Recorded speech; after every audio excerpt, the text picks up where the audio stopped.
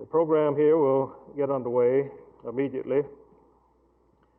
We will study, and the postmaster and his staff will study, all the operational conditions in this office, all the personnel conditions in the office, the various facilities, stations, branches, and the main office, to see just what can be done to improve the total conditions and operation of the Fort Worth Post Office. As he identifies things that are necessary for improvement, the regional director in Dallas and his staff will devote all their resources to helping improve these things that are identified here. Those things that the region does not have the authority to take action on will be referred on to the Post Office Department in Washington, where they will receive priority attention.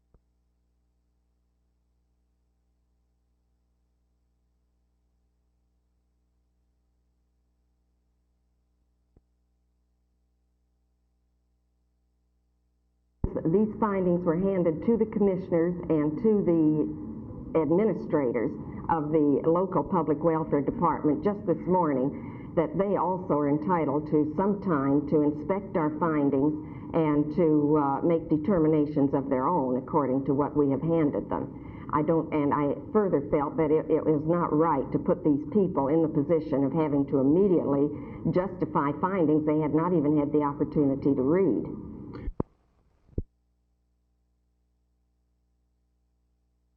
Well, it's just exactly what the word implies. Ungraded, or it could be continuous progress, could be another word. Another word that could be used to describe it. Basically, it has to do with the fact that all children don't learn at the same rate. They don't learn any individual subject at the same rate. So we have divided our courses where children can take it in short segments, can go through at their own rate. For instance, in mathematics, it has been divided into 40 levels of capability in grades 6, 7, and 8. Some of these youngsters are working in math at the 3rd grade level, some 4th, some 5th, some at 9th, and some at 10th, some at 6th, 7th, and 8th, naturally.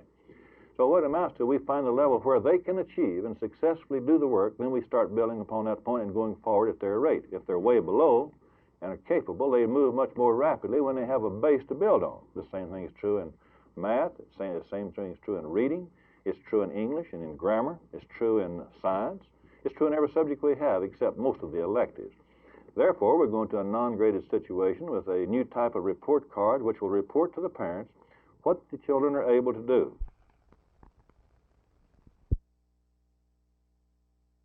We agree with the district attorney's position on bail bond, that no bond should be allowed to any individual that has served in a penitentiary, were out on probation, or has been on probation.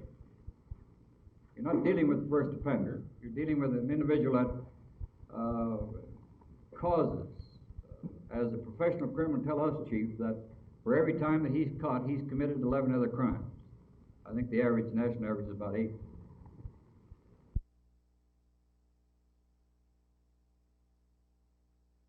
Department. But the only way you can be effective is let's be fair. If this police department wasn't fair, I would tell you very frankly it wasn't fair.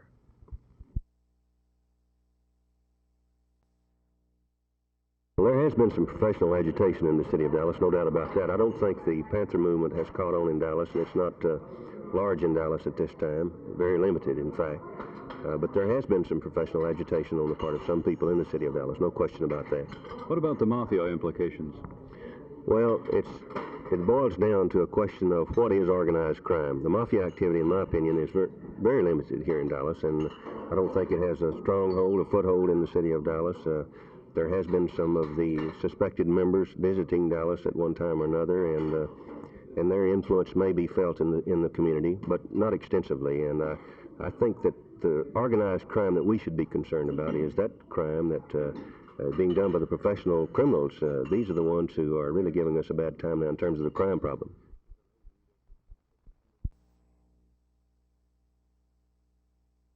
Head tabled, Dallas Crime Commission, ladies and gentlemen. I just want to, first of all, bring you up to date on some programs that are underway in the Dallas Police Department now, programs that have been undertaken very recently.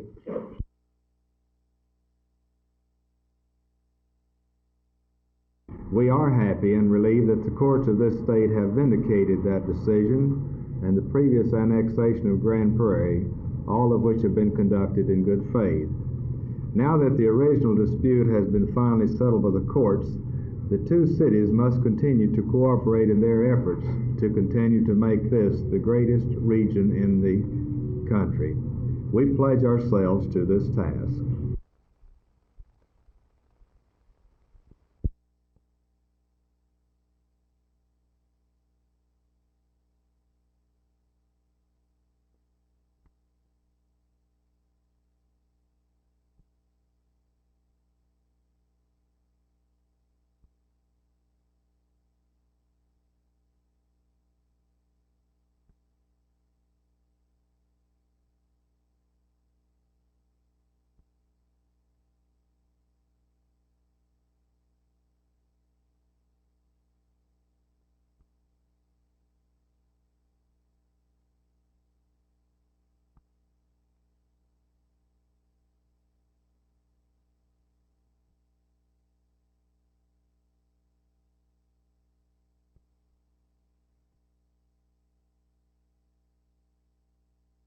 We need an absolute minimum of 1,900 sworn personnel in the Dallas Police Department. This is the absolute minimum. We can't get by with anything less and produce a level of efficiency that you desire and we want to achieve. And we must have that many men, and we must have those as quickly as they can be recruited.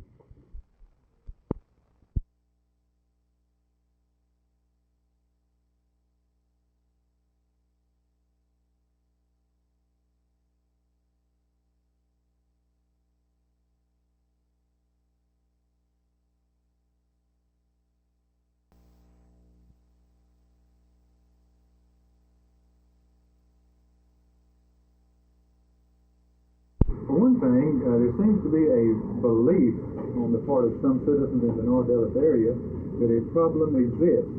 Now, if enough people believe this problem exists, whether it does in fact or not, then we do have a problem here. I'm inclined to believe that we should look very closely at just what the problem is and take whatever steps that are necessary to correct it.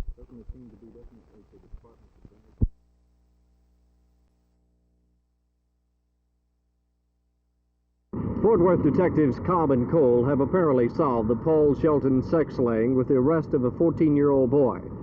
Paul Shelton was found in Cobb Park a week ago today. The boy has admitted to slaying orally and is expected to sign a written statement shortly. Detectives say the boy has a history of sex-oriented crimes. Police say the 13-year-old dead youth apparently did not know his killer. Art Sinclair for Channel 8 News on the Move in Fort Worth.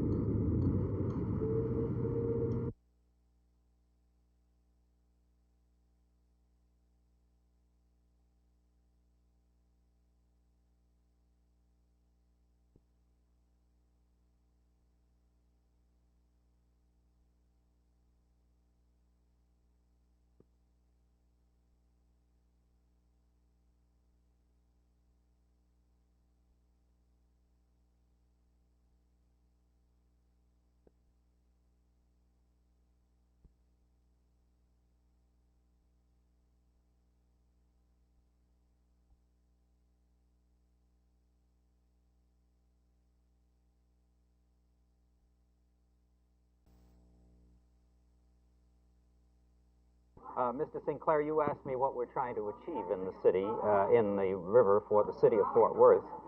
And the idea is very simple.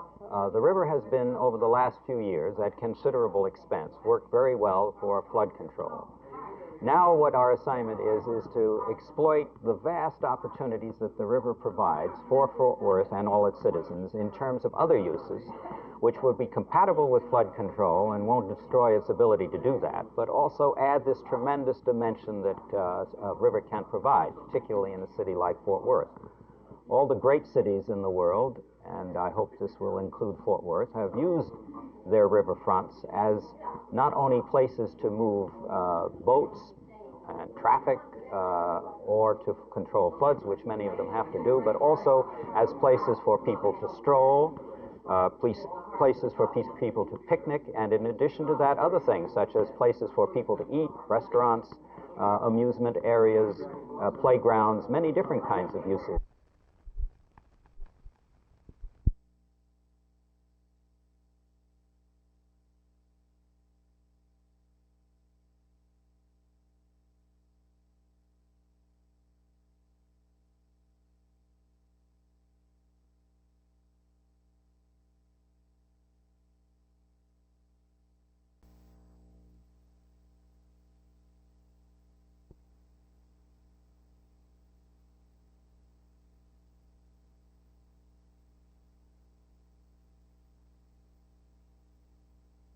And he will be given the information before the board will.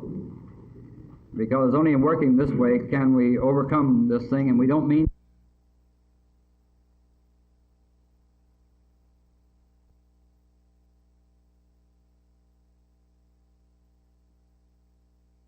recently they come out with a statement to the effect that they thought that the police was using their firearms too freely in the minority sections.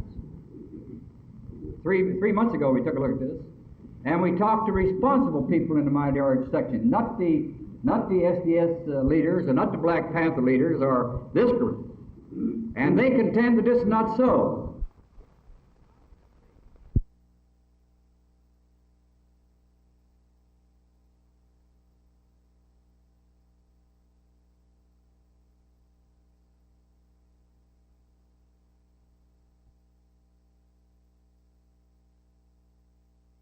Should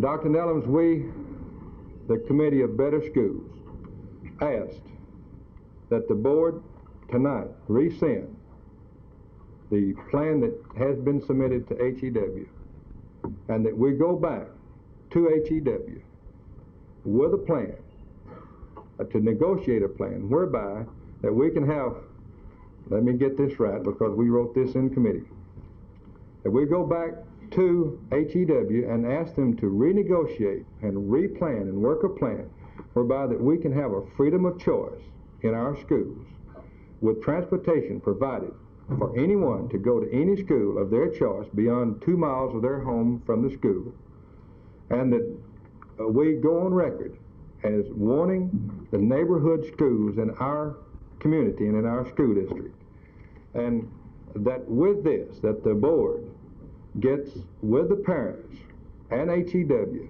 and with the Committee for Better Schools being the instrument from the parents to get with you and plan out this so that we can have a comprehensive, progressive educational plan for our children in our district. It is not the desire of the school board to push anything down the throats of any member of the community. And I better make it is not my desire. I would, however, like to point out to you the position I am in as president of the board. I know that many of the patrons are bitterly opposed to busing of their children. This I can understand and appreciate. If we can come up with any plan that will satisfy the requirement of the law as set out by the courts and the regulations prescribed by HEW, short of busing, I feel sure that we should get together and consider what plans we might make.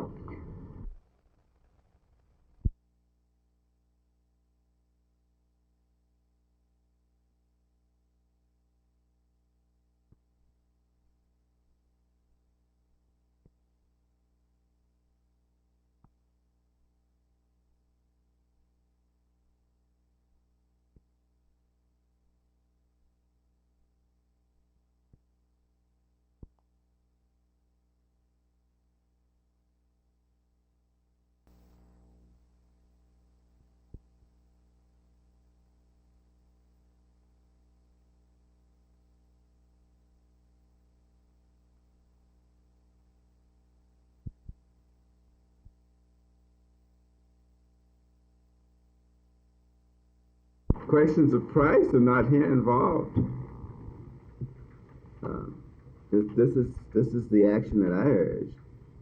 Okay. If it's not a question of the monetary offer for the property, then what is the problem? Should the property be taken in the first place? Is this a good way to do it? Does the city really need to take the property? Has not the black community borne more than its share of the cost, the social cost for the urban development of the city of Dallas?